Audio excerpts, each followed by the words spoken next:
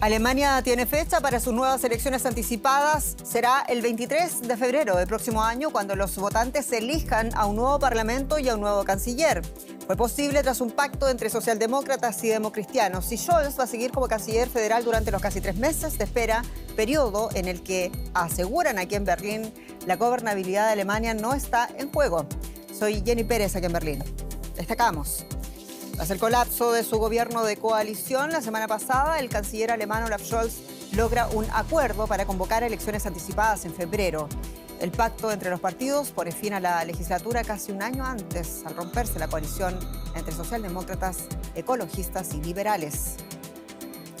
El ejército de Israel anunció la apertura de un paso de ayuda humanitaria en la Franja de Gaza en el día que vence el plazo límite impuesto por Estados Unidos. El gobierno de Biden había supeditado la entrega de armas a la mejora sensible de las condiciones de vida en el enclave palestino. Y las lluvias torrenciales y posteriores inundaciones mantienen en jaque a 27 de los 32 departamentos de Colombia. El país enfrenta una situación crítica. La capital, Bogotá, sigue presentando problemas de abastecimiento de agua y de energía.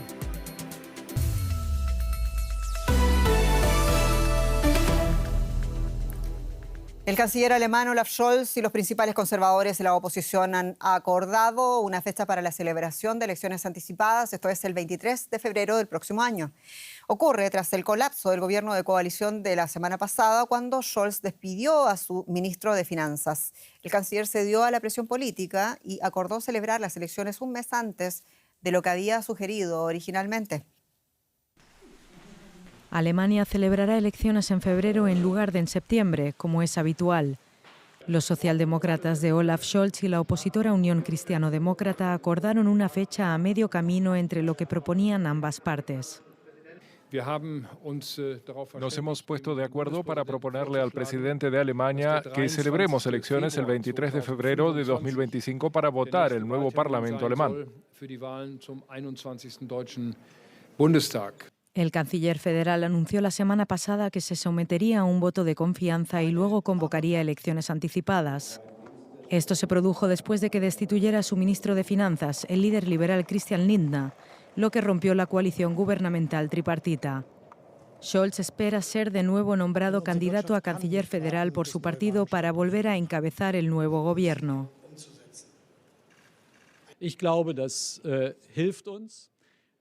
Creo que esto nos ayudará a enfocarnos por fin en quién es el mejor canciller federal para Alemania. Por mi parte, yo estoy firmemente convencido de que en los últimos 3 años y bajo condiciones muy difíciles, Olaf Scholz ha beneficiado a este país. Sin embargo, la continuidad de Scholz en el cargo parece muy poco probable. Según los sondeos, Friedrich Merz es favorito para el puesto. Su formación de centro-derecha, la CDU, sería el partido más votado. Sin embargo, necesitaría socios de coalición que a día de hoy no está claro quiénes serían. Además, preocupa que las prisas puedan causar problemas para el buen desarrollo de las elecciones. Hasta hace apenas una semana, los partidos contaban con que los comicios se celebrasen en 10 meses. Ahora deberán apresurarse en elegir a los candidatos y las autoridades tendrán menos tiempo para cumplir los plazos legales con las Navidades a la vuelta de la esquina. Pese a todo, la directora de la Comisión Electoral alemana afirmó que se puede hacer para el 23 de febrero. Así, el voto de confianza en el Parlamento está previsto para el 16 de diciembre. 10 semanas después se celebrarán elecciones. El tiempo necesario para formar un nuevo gobierno es, por el momento, una incógnita. El gobierno alemán enfrenta sus últimos meses y también lo hace el gobierno de Joe Biden en los Estados Unidos. Y uno de los frentes abiertos es la guerra en Gaza. El secretario de Estado, Antony Blinken, decidió no modificar la asistencia militar a Israel, ello pese a una suerte de ultimátum de la Casa Blanca al gobierno de Benjamin Netanyahu para mejorar decisivamente la situación humanitaria de los gazatíes en plena guerra contra la milicia islamista Hamás, ello a riesgo de perder asistencia militar. Bueno, hoy vencía ese plazo de 30 días y el gobierno israelí anunció a última hora la apertura de un segundo paso humanitario hacia Gaza. Palestinos desplazados en el centro de Gaza hacen fila para recibir un plato de sopa que, en muchos casos, deberá alimentar a toda una familia. Al menos es comida caliente, lo que ya no resulta habitual. La guerra destruyó las industrias agrícola y pesquera de Gaza, dejando a 2,2 millones de personas necesitadas de ayuda. El Programa Mundial de Alimentos de Naciones Unidas es el mayor proveedor, seguido por la Media Luna Roja egipcia. Israel registra toda la ayuda que permite ingresar a Gaza.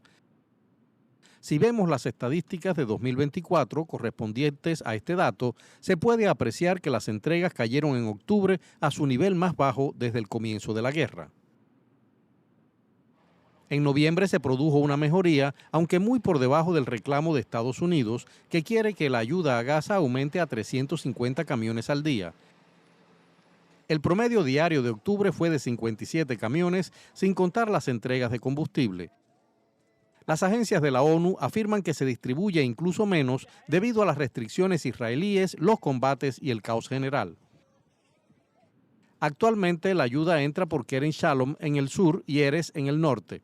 El martes Israel aseguró haber abierto el paso de Kisufin, un día antes de la fecha límite dada por Estados Unidos. En el norte la situación es especialmente mala.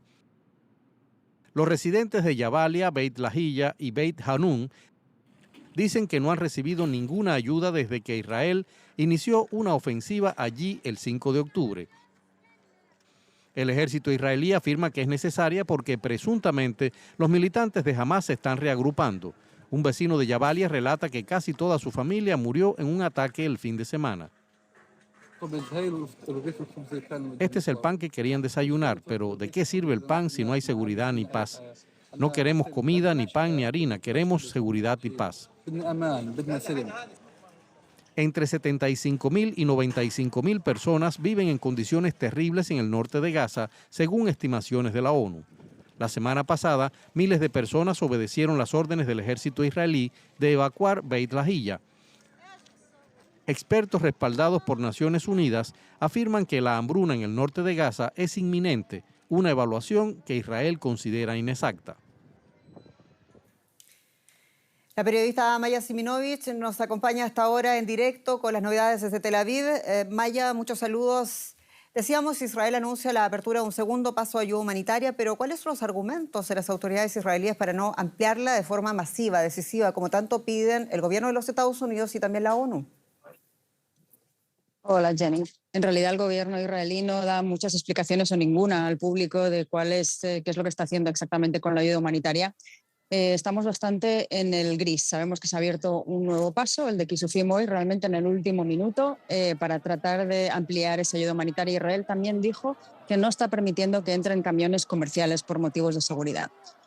Como digo, la información no fluye realmente, pero lo que sí se sabe y es importante es que Estados Unidos además está exigiendo a Israel que por escrito diga que no está matando a la población de Gaza de hambre, sobre todo a la población del norte, que eso es lo que se acusa al ejército y al gobierno israelí por un plan llamado el Plan de los Generales, que se supone que se está tratando de implementar.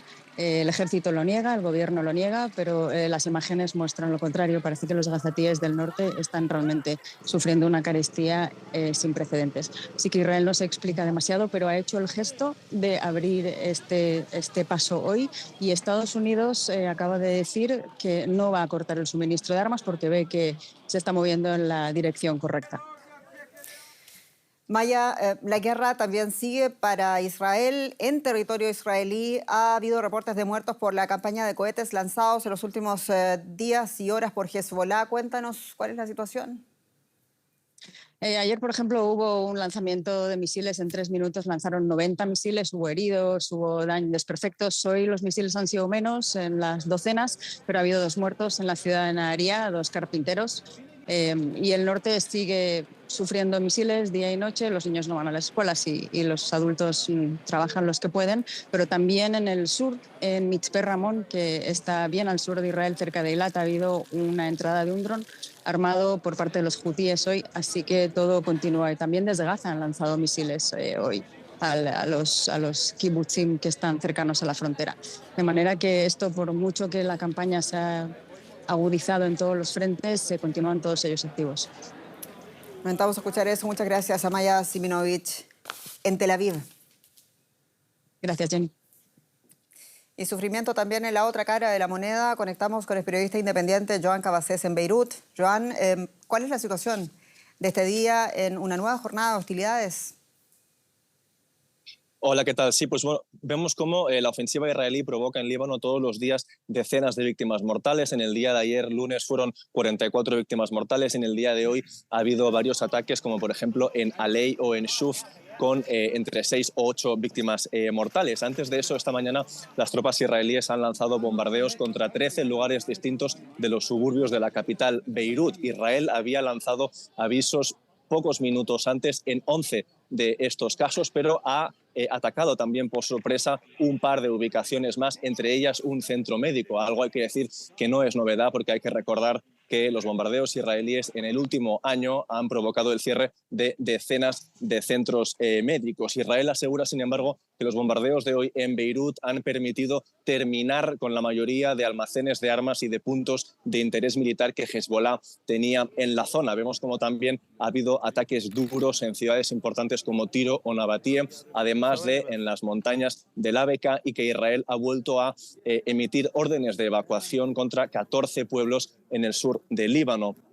Sobre el terreno, con todo, se hace evidente que tanto Israel como Hezbollah están intentando continuar con la estrategia de desplazar a población civil como táctica de guerra y como herramienta para hacer presión al enemigo. Hezbollah, en ese sentido, ya lo comentabais, ha atacado hoy también a Israel con decenas de cohetes, provocando víctimas mortales. Joan Cabasés, muchas gracias en Beirut. A vosotros. Vamos ahora a hablar de economía, un asunto muy distinto, y al sur de nuestra región, Andrés Blumenkrantz. Al sur nos vamos, Jenny, a mi país natal, en realidad, la Argentina, donde se conoció el dato de inflación de octubre este martes, y la inflación volvió a ceder, se moderó hasta un 2,7% en este mes de octubre pasado, y en términos interanuales se sitúa ahora en el 193%. Estos son los datos oficiales del Instituto Nacional de Estadísticas y Censos en Buenos Aires. Este 2,7% es el número más bajo para un solo mes desde noviembre de 2021. Indica también un descenso importante frente al 3,5% de septiembre, 8 décimas porcentuales más. En los primeros 10 meses de este año, los precios en Argentina acumulan una subida del 107%. Entre los aumentos de precios mensuales registrados en octubre destacan vivienda, agua, electricidad y gas. Tras la abrupta devaluación del peso argentino dispuesta por el gobierno de Javier Milei al inicio de su mandato en diciembre del año pasado y el efecto de sus primeras medidas ultraliberales, los precios en Argentina comenzaron una tendencia a la baja. Esta caída se debe a un severo ajuste fiscal y monetario, acompañado por una fuerte contracción del consumo que ha desplomado la demanda. Argentina deja de liderar el ranking latinoamericano de inflación, al menos en términos de inflación mensual. Vamos a hablar de estos datos con Alejandro Rebosio, nuestro colega que nos está escuchando en Buenos Aires. Alejandro, ¿cómo estás? Bueno, el control de la inflación ha sido una de las principales demandas de los argentinos en las elecciones que llevaron a Milei a la presidencia. No se puede decir que esté controlada todavía, pero la caída es importante. Pero ¿cómo están sintiendo los argentinos esta caída de la inflación en su capacidad de compra, en sus bolsillos concretamente? Cuando los argentinos vienen aquí a los supermercados, se encuentran con que los precios ya no suben tanto, incluso algunos precios han bajado. Es la respuesta de los sectores industriales y del campo para poder tratar de vender algo en medio de la caída de ventas. Entonces, en ese sentido, se siente que ha aflojado, pero en cambio cuando hay a la hora de pagar las tarifas de servicios públicos hay fuertes subidas. Por eso la conclusión es que, según los datos oficiales y también de la Central de Trabajadores de Argentina, CTA, el salario todavía está por debajo de lo que era el inicio del gobierno de Javier Milei en diciembre pasado. En el sector privado formal, la caída de poder de compra es de casi el 2%. Había empezado a recuperarse el salario en las empresas a mediados de año, pero esa recuperación se interrumpió en agosto y septiembre, según cifras oficiales. Y en el sector público, que es donde más se hunde la motosierra, el ajuste fiscal de Milei, la pérdida de poder de compra es del 16% y en la economía informal del 5%. Decíamos, Alejandro, que la baja de la inflación se debe en buena parte a la depresión del mercado interno, que también se refleja en estas cifras que mencionabas. Pero inflación baja a costa de menos empleo, menos actividad, se puede complicar. Ya lo vimos en los 90 y principios de los 2000 en Argentina. ¿Tienen ahora fe los argentinos en que la economía despegue eventualmente? Hay datos frescos positivos, pero son de los sectores primarios, ¿no? El resto sigue cayendo. Así es. Si uno mira lo que son las encuestas, que siempre son discutibles, del 56% de los argentinos que votó a Javier Milei en la segunda vuelta electoral del año pasado, 9 de cada 10 siguen confiando y esperan que la economía, que está dando algunas señales de recuperación en algunos sectores, empiece a funcionar. Solo 1 de cada 10 de los votantes de Milei está arrepentido de haberlo votado. Esos que confían lo hacen porque ven que la inflación está bajando, eso permite que en cierta medida se recupere el salario, aunque no del todo, también se recupera el crédito que incentiva el consumo y también el financiamiento a empresas. En lo que es el sector privado, por un lado, hay esperanza en la energía, en la minería, con grandes incentivos a la inversión, incentivos tributarios y de otro tipo. La industria todavía sigue en caída. En lo que es el comercio, se recupera el pequeño comercio, no así los supermercados, sí la venta de coches, y la construcción todavía sigue bastante hundida. Con gran expectativa seguimos lo que pasa en Argentina. Alejandro Rebocio, en Buenos Aires. Gracias, hasta cualquier momento. Gracias a ustedes. ¿Y quién debe financiar los daños que causa el cambio climático, o más bien sus soluciones? Los países en desarrollo son los que más sufren las consecuencias del calentamiento global y piden a los países industrializados que aporten anualmente al menos más de $1 billón, con B de bueno. En el comienzo de esta nueva conferencia de las partes sobre el cambio climático, la llamada COP29, que se realiza en Azerbaiyán, el debate gira en torno al financiamiento. Los países industrializados afrontan una crisis y llega justo Donald Trump a la presidencia, que amenaza con retirarse de nuevo del Acuerdo Climático de París. Este año la conferencia climática en Azerbaiyán gira en torno al dinero. ¿Quién debe financiar la lucha contra el cambio climático? El titular de la ONU, Antonio Guterres, señaló a los países industrializados. Todos los países deben hacer su parte y el G20 tiene que liderar. Son los mayores emisores con las responsabilidades más grandes. Deben aportar sus conocimientos tecnológicos, con los países desarrollados apoyando a las economías emergentes. La expansión de las energías renovables cuesta dinero. Los países industrializados prometieron aportar $100.000 millones anuales hasta 2025. Los países en desarrollo piden aumentar por lo menos 13 veces más esta cifra, porque son los que sufren las consecuencias del cambio climático. Tengan en cuenta la situación de los pequeños estados insulares en desarrollo. Deben incluir la adaptación, la mitigación, las pérdidas y daños y aumentar las contribuciones. Mientras los costos del cambio climático siguen aumentando, la voluntad de financiar esta crisis es baja. Donald Trump, presidente electo de Estados Unidos, ya ha anunciado su intención de retirarse por completo del Acuerdo de París.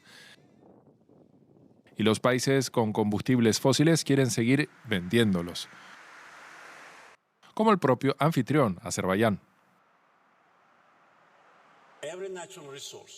Cualquier recurso natural, sea petróleo, gas, viento, sol, oro, plata o cobre, todos son recursos naturales y no debiera culparse a los países por tenerlos ni por ofertar estos recursos en el mercado, porque el mercado los necesita. El tiempo corre. Para limitar el calentamiento global a 1,5 grados, las emisiones tendrían que reducirse casi a la mitad de aquí a 2030. Sin embargo, los planes actuales de los estados apenas logran una reducción del 3%. Está complicado el resultado final de esta cumbre, pero en teoría serviría para que dejen de pasar o por lo menos se alivien catástrofes como lo que está pasando ahora mismo en Colombia. Jenny Pérez. Que se lo cuenten a los colombianos ahora mismo, Andrés, donde las lluvias torrenciales y posteriores inundaciones mantienen en jaque a 27 de 32 departamentos del país. Colombia enfrenta una situación crítica. La capital, Bogotá, sigue enfrentando problemas de abastecimiento de agua y de energía. Un 70% de su infraestructura ha quedado inutilizable. Más de 40.000 familias han resultado afectadas en todo el país. Las lluvias que esperaban los habitantes de Bogotá para librarse del racionamiento de agua por fin llegaron, solo que en un día llovió lo que debía llover en todo el mes. Los sistemas de desagüe de la ciudad no soportaron y se generaron múltiples emergencias, incluyendo en la autopista de la ciudad, donde quedaron atrapados centenares de carros. Y luego comenzamos sobre las 5 de la tarde aproximadamente, comenzamos a ver de que el agua comenzó a subir y pues llegó casi 1 metro de altura del carro. Los carros fueron rescatados 6 horas después. Muchos de los vehículos quedaron inservibles. Un momento muy angustiante realmente porque uno siente mucha impotencia, no sabe qué hacer ni cómo actuar realmente sobre el tema. Las inundaciones afectaron los colegios del norte de la ciudad. El profesor Julián Guzmán tuvo que salvar a una de sus estudiantes de un carro que terminó sumergido en el agua. Decidimos ir a buscar a esa niña que estaba como a unos 800 metros hacia el norte y encontramos un panorama de una tragedia total que no nos imaginamos. Decidimos ingresar al agua, pues obviamente evaluando primero la seguridad de nosotros. Los equipos de emergencia atendieron el evento, pero sus capacidades eran limitadas. Llegaba cerca al pecho y de un momento a otro nos empezamos a encontrar rutas de nuestro colegio varadas con los niños adentro. Los niños nos saludaban con mucha alegría y terminamos involucrados totalmente allí en la zona cero, pues ayudando, primero rescatando a esa niña que la logramos llevar a una de las rutas que estaba varada y pues ya apoyando todo el tema de rescate también de los otros estudiantes. La ciudad esperaba las lluvias hace meses, pero no se adelantaron las labores de remoción de basuras que ahora se gestionan en medio de la emergencia. Todo el trabajo de remoción de barreras, escombros y basura en la zona del separador de la autopista norte. Vamos a estar trabajando en 7 puntos de riesgo que fueron identificados por el IDIGER y por el PMU en general. Las lluvias apenas aumentaron en un 0,5% el nivel de las represas de la ciudad, por lo que Bogotá seguirá en racionamiento de agua y con temor a que las próximas lluvias afecten aún más la infraestructura de la ciudad. Por el momento, la temporada de lluvias deja más de 500 familias afectadas en Bogotá, pero el principal impacto se sintió en el Caribe y el Pacífico colombiano, donde miles de familias lo perdieron todo. El país tiene que comenzar a hacer inversiones para prepararse para lo que significará el cambio climático, es decir, veranos más prolongados y temporadas de lluvias más intensas. Un nuevo capítulo en la tragedia haitiana. Las pandillas expanden la violencia y el control del territorio tras la destitución del primer ministro interino Gary Conille. Y ahora el empresario más bien, Alix Didier Fil-Aimé, fue designado para tratar de alcanzar una pacificación y también celebrar elecciones que serían las primeras desde el año 2016. La pregunta es cómo lo va a hacer, de que según Naciones Unidas, las pandillas haitianas controlan un 85% solo de la capital, entre ellos las infraestructuras del aeropuerto de Puerto Príncipe, cuyos vuelos quedan prohibidos durante 30 días. Un nuevo comienzo para Haití. En pleno proceso de transición, el Consejo Presidencial designó a un nuevo primer ministro, el empresario Alix Didier Fil-Aimé, que llega al cargo en medio de tensiones políticas e inseguridad. La primera tarea esencial que determinará el éxito de la transición es restablecer la seguridad.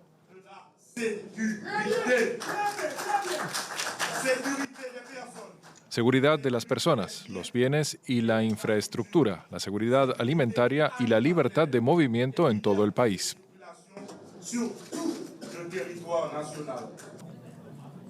El nuevo primer ministro, hijo de un conocido activista haitiano encarcelado bajo el exdictador Jean-Claude Baby Doc Duvalier, exhortó a los haitianos a ayudar al gobierno para que puedan ser convocadas elecciones transparentes y democráticas. El empresario sucede en el cargo a Gary Conille, destituido por el Consejo Presidencial luego de 6 meses en el cargo. Mientras las calles de la capital Puerto Príncipe fueron escenario de nuevos enfrentamientos armados entre fuerzas del orden y bandas criminales. La principal coalición de pandillas, Vivre Ensemble, Vivir Juntos, llamó a nuevas jornadas de terror. Un vuelo de Spirit Airlines proveniente de Florida que tenía como destino la capital haitiana fue alcanzado por varios disparos. El avión tuvo que desviarse a la vecina República Dominicana. La línea aérea suspendió sus vuelos a Haití, pero el presidente dominicano Luis Abinader pidió ir más allá. Esas son ya y tienen que declarar las bandas terroristas. Y no pueden esperar un día más. Nosotros la vamos a tratar y la estamos tratando como bandas terroristas. Sin ninguna condición. Si vienen aquí, ellos saben lo que les va a pasar. Pero los países también, desde Estados Unidos y los demás países, tienen con este acto que ya sobrepasó todas las acciones, tienen que declararla como bandas terroristas. El asesinato del entonces primer ministro Jovenel Moïse en noviembre de 2021 sumió al país más pobre de América Latina en una espiral de creciente violencia e inseguridad. Unos 400 soldados kenianos llegaron en el marco de un acuerdo de Naciones Unidas en los pasados meses. Pero la población lamenta que no han actuado con mayor rapidez y decisión contra las pandillas, contra sus jefes y sus conocidos escondites, empezando por Jimmy Cherizier, alias Barbecue, un ex policía que lidera la principal coalición de pandillas en una guerra cuyo objetivo, según él, es liberar al país. Y también es noticia. El almanaque más famoso del planeta vuelve a sus orígenes, reivindicando lo sexy pero sin distinción de género. El calendario Pirelli 2025 tendrá un enfoque de desnudez más pura y cómoda a la vista. Las actrices Simone Ashley y Hunter Schafer y los actores John Boyega y Vincent Castle protagonizan la 51 edición del famoso almanaque fotografiado por Ethan James Green. Pirelli intenta alejarse del concepto que la mayoría sobre su calendario en el pasado, consistente en supermodelos semidesnudas protagonizando sus páginas. Entre los 12 modelos seleccionados se incluyen hombres y mujeres, entre ellos un ícono de la comunidad LGTBQ. La intención es clara, que todos puedan sentirse representados con al menos alguno de estos protagonistas.